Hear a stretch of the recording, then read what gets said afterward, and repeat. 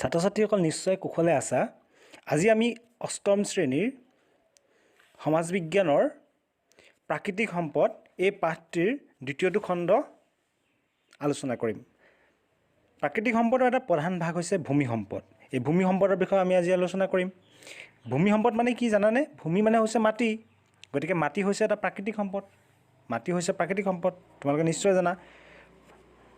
পৃথিৱীৰ উপৰিভাগৰ 29% হৈছে ভূমি। পৃথিৱীৰ উপৰিভাগৰ কিমান শতাংশ বুলি কৈছে?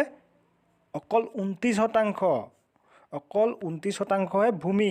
এইখন এখন যদি আমি পৃথিৱী বুলি ধৰি লওঁ, তাক আমি কি পৃথিৱীখনক 4টা ভাগত ভাগ কৰিলে কিমান? 25% হ'ব, হয়নে? 25% লগত 4% এটা যোগ কৰি দিয়া, কিমান হ'ব? 29%। অকল 29% আছে আমাৰ ভূমি সম্পদ। ভূমি তেতিয়াহ'লে কিমান কম আছে চোৱাচোন। পৃথিৱীৰ মানুহৰ অন্ন, বস্ত্ৰ, বাসস্থান আৰু ইন্ধনৰ মূলতে হৈছে ভূমি সম্পদ। আমাৰ পৃথিৱীৰ মানুহসকলে যিবোৰ অন্ন মানে কি বাৰু? অন্ন মানে হৈছে তোমাৰ খোৱা যিটো খাদ্য আমি জীয়াই থাকিবৰ কাৰণে যিবিলাক খাদ্য খাওঁ, সেই তাক কোৱা আছে অন্ন। এতিয়া আমি জীয়াই থাকিবৰ কাৰণে যিবিলাক খাদ্য খাওঁ, সেই খাদ্যবোৰ আমি ক'ৰ পৰা পাওঁ? আমি উদ্ভিদৰ পৰা পাওঁ, হয় নে নহয়? উদ্ভিদৰ পৰা সাধাৰণতে পাওঁ, কিছুমান প্ৰাণীৰ পৰাও পাওঁ। এই যে খাদ্যবোৰ উদ্ভিদৰ পৰা পোৱা খাদ্যবোৰ আমি উদ্ভিদজোপা ক'ত আছে? মাটিত আছে, হয় নে নহয়? এতিয়া প্ৰাণীৰ পৰা পোৱা খাদ্যবোৰ সাধাৰণতে আমি প্ৰাণীটো ক'ত আছে? মাটিতহে আছে। গতিকে আমি কি ভূমি সম্পদৰ ওপৰত নিৰ্ভৰশীল, হয় নে নহয়? ভূমি বা মাটি সম্পদৰ ওপৰত নিৰ্ভৰশীল অন্নৰ কাৰণে। ঠিক এটা বস্ত্ৰৰ কাৰণে যদি চাওঁ, তুমি পিন্ধি থকা যিবোৰ কাপোৰ, সেই কাপোৰবোৰ ক'ত? কপাহৰ পৰা সাধাৰণতে উৎপন্ন কৰা হয়। কপাহজোপা ক'ত থাকে? মাটিত থাকে। গতিকে আমি পৰোক্ষভাৱে ক'ত? মাটি বা ভূমি সম্পদৰ ওপৰত নিৰ্ভৰশীল। ঠিক সেইদৰে বাসস্থানৰ ক্ষেত্ৰত যদি চাওঁ, তুমি এটা ঘৰত বসবাস কৰা, সেই ঘৰটো ক'ত আছে? ঘৰটো মাটিৰ ওপৰত আছে। গতিকে ভূমি সম্পদৰ ওপৰত নিৰ্ভৰশীল বাসস্থানৰ ক্ষেত্ৰতো। ঠিক সেইদৰে ইন্ধন কিছুমান আমি সচৰাচৰ ব্যৱহাৰ কৰা ইন্ধন, যেনে কেৰাচিন তেলেই হওক, ডিজেল, পেট্ৰল, এইবোৰ ইন্ধনবিলাক আমি ক'ৰ পৰা পাওঁ? এইবোৰ আমি ভূমি সম্পদৰ পৰা পাওঁ। কেনেকৈ পাওঁ? এই ইন্ধনবোৰ মাটিৰ তলত থাকে। গতিকে মাটি খান্দি উপযুক্ত মাধ্যমৰ জৰিয়তে এইবোৰ ব্যৱহাৰ উপযোগী কৰি তোলা হয়। গতিকে আমি পৰোক্ষভাৱে হওক বা প্ৰত্যক্ষভাৱে অন্ন, বস্ত্ৰ, বাসস্থান আৰু ইন্ধনৰ কাৰণে কি ভূমি সম্পদৰ ওপৰত সদায় নিৰ্ভৰশীল। এইখিনিতে এটা মন কৰিবলগীয়া কথা হ'ল কি যে পৃথিৱীৰ জনসংখ্যা যেতিয়া কম আছিলে, তেতিয়া ভূমি সম্পদৰ ব্যৱহাৰো কি হৈছিলে? অভাৱ ঘটা নাছিল। ভূমি সম্পদৰ তেতিয়া অভাৱ ঘটা নাছিল। মানুহে বহুত ভূমি নিজৰ ব্যৱহাৰ উপযোগ্য সামগ্ৰী ব্যৱহাৰ কৰিব পাৰিছিল। কিন্তু যেতিয়া মানুহৰ জনসংখ্যা বৃদ্ধি হৈ আহিলে, তেতিয়া ভূমি সম্পদৰ অভাৱ ঘটিলে। জনসংখ্যা বৃদ্ধি হোৱাৰ লগে লগে ভূমি সম্পদৰ বৃদ্ধি হৈছে জানো? নাই হোৱা।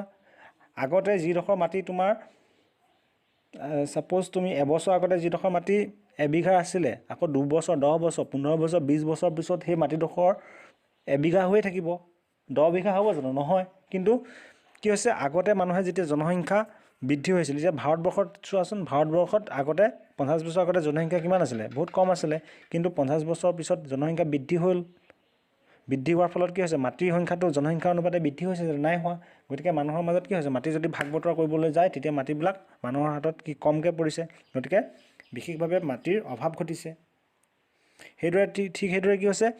ব্যৱহাৰ উপযোগ্য মাটিৰ অভাৱ ঘটিছে। কিছুমান মাটি কি ব্যৱহাৰ কৰিব পৰা নাযায়, কিছুমান মাটি ব্যৱহাৰ কৰিব পৰা যায়।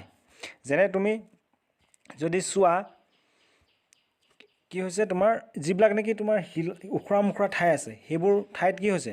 মাটি মানুহ ব্যৱহাৰ কৰিব নোৱাৰে। ফলত তাত জনসংখ্যাৰ যিটো গাঁথনি, সেই গাঁথনিটোত কি হেৰেঙা হৈ পৰিছে। ঠিক সেইদৰে পাহাৰত থিয় ঢালত মানুহে বসবাস কৰিবলৈ অসুবিধা হৈছে। তাৰ মাটিৰখিনি কামত নাহে। পাহাৰৰ এঢলীয়া ঠাইত মাটিটো কামত খটাব নোৱাৰে, ফলত তাত জনসংখ্যা কম হৈ পৰিছে। ঠিক সেইদৰে মৰু অঞ্চলত মাটিবিলাক কামত নাহে জানো? মাটিবিলাক বিশেষ কামত নাহে নহয়। মৰু অঞ্চলত ইমান তোমাৰ যিবিলাক নেকি ডিজাৰ্ট আছে, যিবিলাক তোমাৰ মৰুভূমি আছে, সেইবোৰ অঞ্চলত কি হৈছে? মাটিবিলাক মানুহে ব্যৱহাৰ কৰিবলৈ অসুবিধাৰ সৃষ্টি হৈছে। তাৰ ফলত কি হৈছে? জনসংখ্যা তাত কম হৈ পৰিছে। ঠিক সেইদৰে যদি চোৱা, এখন ছবিত দেখিবা যে তাত কি হৈছে? বৰফ পৰা ঠাইবিলাক, যিবিলাক বৰফ পৰা ঠাই, সেইবিলাক ঠাইতো কি হৈছে? মাটিবিলাক ব্যৱহাৰ উপযোগী হয় জানো? ব্যৱহাৰ উপযোগী নহয়, মানুহে ব্যৱহাৰ কৰিবলৈ অসুবিধাৰ সৃষ্টি হয়। গতিকে তাতো জনসংখ্যা সাধাৰণতে কমি গৈছে। ঠিক সেইদৰে ডাঠ অৰণ্য অঞ্চলবিলাকতো কি হৈছে? জনসংখ্যা সাধাৰণতে কম হোৱা দেখা যায় বা জনসংখ্যা বসতি খুব কম হৈ যায়। কি কাৰণে জনবসতি কম হোৱা দেখা যায়? তাত মাটিবিলাক মানুহে ব্যৱহাৰ কৰিব নোৱাৰে আৰু তাৰ জলবায়ু কথাটো আছে।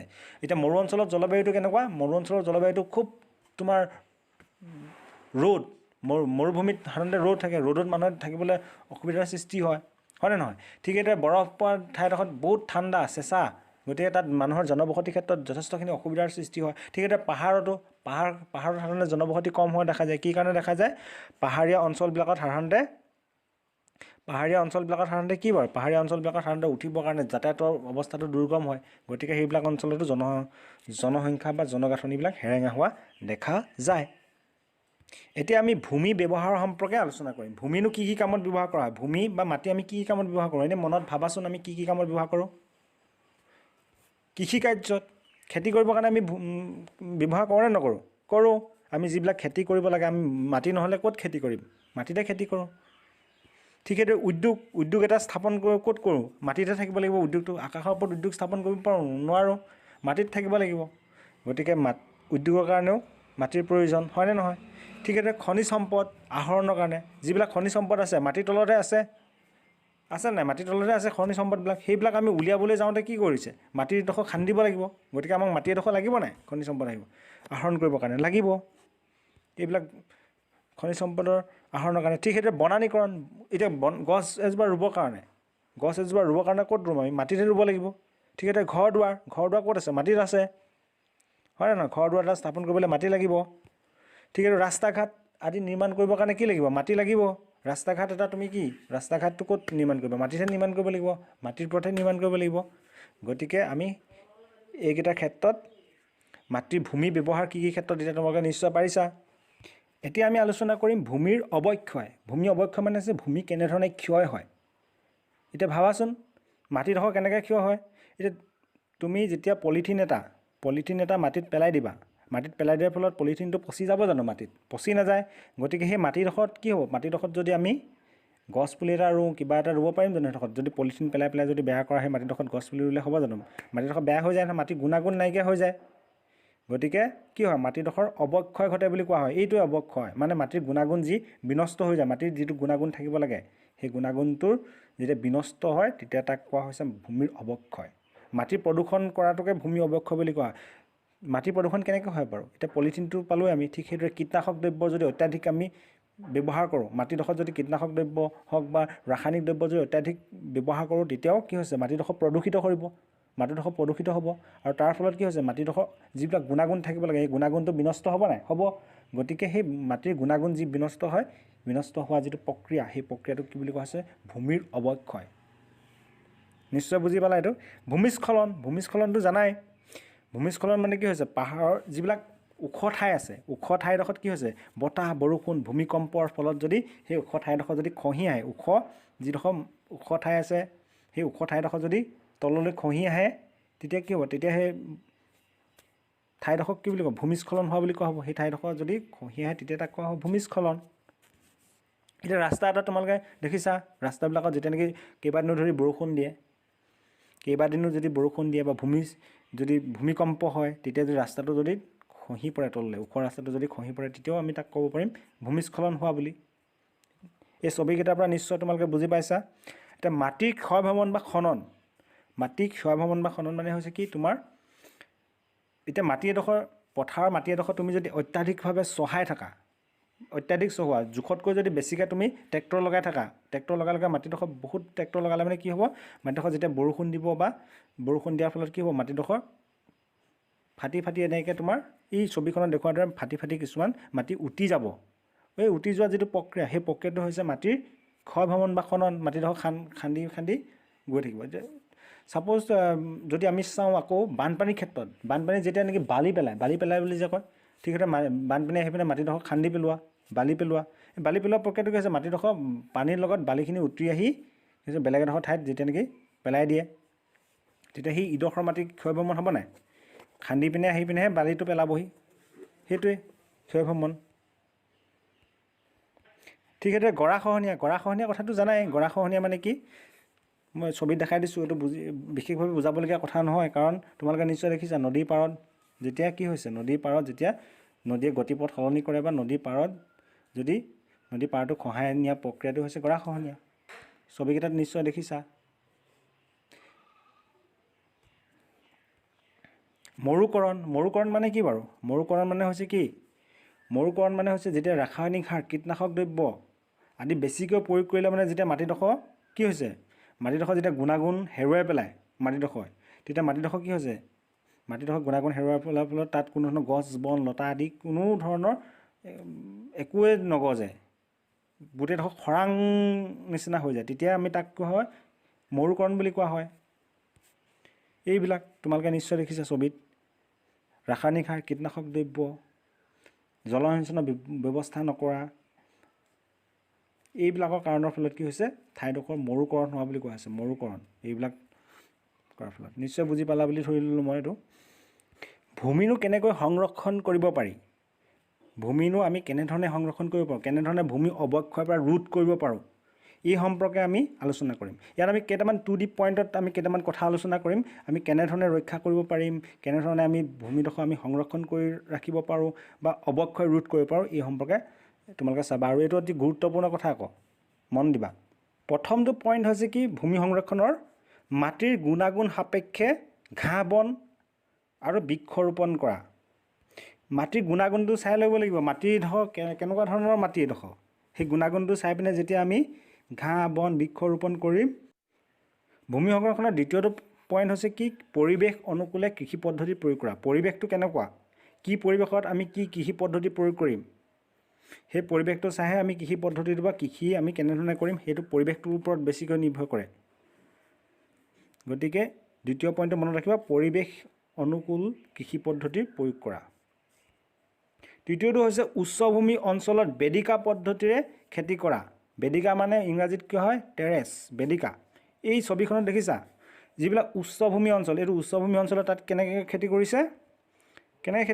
তাত পাহাৰৰ যিবিলাক খাজ আছে, খাজবিলাক কাটি ধুনীয়াকৈ কাটি কি কৰিছে? কাটি তাত জলসিঞ্চনৰ ব্যৱস্থা কৰি খেতি কৰিছে। তেতিয়া আমি সেই আগতে আমি উচ্চভূমি অঞ্চলত খেতি কৰিবলৈ দিগদাৰ হয় বুলি কৈছিলোঁ, কিন্তু এই পদ্ধতি প্ৰয়োগ কৰিলে মানে আমি উচ্চভূমি অঞ্চলতো আমি খেতি কৰিব পাৰোঁ। গতিকে মাটিডোখৰ এনেই পৰি থাকিলে জানো? পৰি নাথাকিলে। গতিকে এইটো ভূমি সংৰক্ষণ হ'ল নাই? হ'ল। ভূমি সংৰক্ষণ হ'ল, ভূমি অৱক্ষয় তাত ৰোধ হ'ব।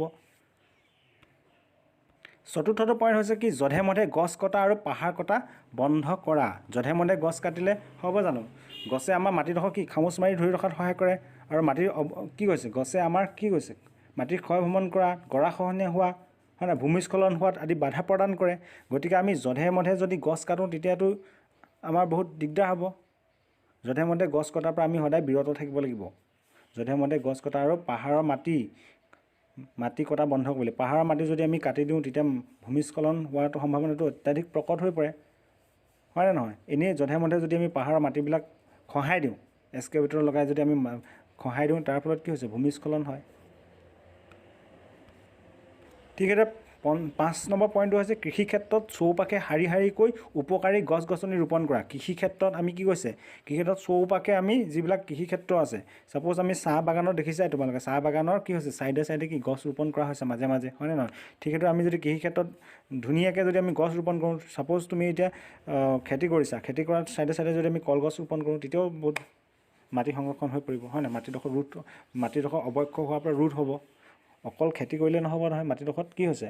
মাটিডোখৰ চাইডে যদি আমি গছ বন আদি আমি ৰোপণ কৰোঁ, তেতিয়া আমাৰ কি হৈছে? মাটিডোখৰ অৱক্ষয় হোৱাৰ পৰা ৰোধ হ'ব। মাটিডোখৰ কি হৈছে? ক্ষয় ভ্ৰমণ, খনন কাৰ্যৰ পৰা ৰোধ হ'ব। ঠিক সেইদৰে ব্যৱহাৰ নোহোৱাকৈ পৰি থকা মাটিক আমি বৃক্ষৰোপণ কৰিব লাগিব। যিবিলাক মাটি ব্যৱহাৰ হোৱা নাই, যিবিলাক মাটি অদৰকাৰীভাৱে পৰি আছে, এইবিলাক মাটিত যদি আমি গছ গছনি ৰোপণ কৰি দিওঁ, তেতিয়া সেই মাটিডোখৰ কামত আহিব। মাটিডোখৰ কি হৈছে? মাটিডোখৰ তোমাৰ গৰাখহনীয়া হওক বা মাটিৰ ক্ষয় ভ্ৰমণে হওক বা ভূমিস্খলন বা তোমাৰ মাটিৰ অৱক্ষয়, এইবিলাকৰ পৰা ৰোধ কৰিব পৰা যাব। গতিকে যিবিলাক অদৰকাৰীভাৱে পৰি থকা মাটি আছে, সেইবিলাকত আমি সকলোৱে গছ বন ৰুই চৌপাশটো আমি কি সেউজীয়া কৰি তুলিব লাগে। গতিকে এইকেইটা পইণ্ট, ভূমি সংৰক্ষণৰ যিকেইটা পইণ্ট পালোঁ আমি, সেই পইণ্টকেইটা তোমালোকে সুন্দৰভাৱে মনত ৰাখিবা।